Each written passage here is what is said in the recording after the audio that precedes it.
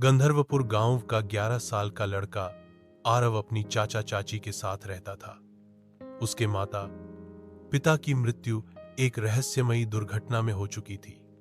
वह अक्सर अकेला बैठा आसमान निहारा करता और अजीब घटनाएं उसके आसपास होती। एक दिन जब वह पिछवाड़े में खेल रहा था, एक सुनहरा लिफाफा उसके सामने हवा में तैरता हुआ आया। उसमें लिखा था कि उसे अमावस्या जादूगृह विद्यालय में प्रवेश मिला है। पत्र पढ़ते ही वह जल उठा और एक जादुई नक्शा आरव नक्शे के अनुसार गांव के बाहर एक पुराने जड़ित पेड़ तक पहुंचा।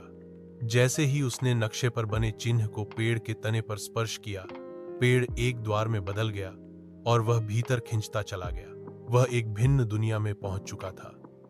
आसमान में उड़ते झाड़ू, जीवित किताबें, बोलते पत्थर और हवा में तैरती दुकानों से भरी एक जादुई नगरी। यहां सब कुछ असंभव था, पर सच्चा। आरव को एक विशाल जादूगृह में ले जाया गया, जो अमावस्या पर्वत की तलहटी में स्थित था। यह विद्यालय 4 भवनों में बूंटा था: अग्निकुल, वायुकुल, जलकुल और धरणीकुल। आरव का चयन वायुकुल में हुआ। उसकी क्लास शुरू है। आरव की दोस्ती तेजस्विनी और कबीर से हुई। तेजस्विनी विदुषी और साहसी थी, जबकि कबीर मजाकिया लेकिन होशियार। लेकिन वहीं दृग्वंश नामक छात्र से उसकी दुश्मनी शुरू हुई। अग्निकुल का घमंडी और महत्वाकांक्षी लेकी। रात में आरव को एक ही सपना बार बार आता: एक टूटा हुआ महल। अंधेरे में कोई लाल आंखों वाला छाया बोलता है, तू आ गया है, समय निकट है। तेजस्विनी ने बताया कि कभी कभी पुराने जादूगर सपनों के जरिए संपर्क। कक्षा से भागकर तीनों दोस्त विद्यालय के गुप्त पुस्तकालय पहुंचे, जहां उन्होंने एक प्राचीन ग्रंथ पढ़ा। उसमें लिखा था कि एक अत्यंत खतरनाक जादूगर कालनेत्र को वर्षों पहले हराया गया था, पर उसकी आत्मा अभी भाग। इसी बीच दृग्वंश को एक रहस्यमयी ताकत से संपर्क हुआ, जिसने उसे वादा किया कि यदि वह छाया दर्पण को तोड़ दे तो वह अपार शक्ति पाएगा। लालच में आकर दृग्वंश ने योजना बना ली। प्रोफेसर व्योम ने आरव को बताया कि उसके माता पिता वही जादूगर थे जिन्होंने कालनेत्र को हराया था, और इसी कारण उनकी जान गई। आरव को समझ आया कि उसका विद्यालय आना एक संयोग नहीं था, यह उसकी नियति थी।